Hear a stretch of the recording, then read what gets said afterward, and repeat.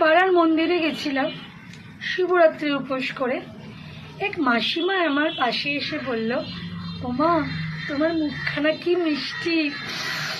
আর আমি সেই সেই সেই লাল হয়ে গেলাম। আহা, আমার মুখখানা কি মিষ্টি বলেছে। তারপরেই আমাকে বলল, একটু গায়ের কাপড়টা একটুখানি টেনে পরো না।